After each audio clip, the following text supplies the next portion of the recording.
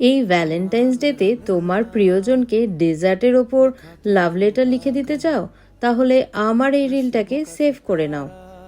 মাত্র 499 রুপিজে এত কিছু পেয়ে যাবে, তাও আবার shareable. Dim sum, chicken soup, chicken yakitori, chicken slider আর তার সাথে সাথে ইউনিক ধরনের ভ্যালেন্টাইন ডেজার্ট। এছাড়াও মকটেলস অ্যান্ড কফি রয়েছে ফর টু। তাছাড়াও এর পাশাপাশি ভেজ আইটেমও পেয়ে যাবে মাত্র 399 রুপিজে।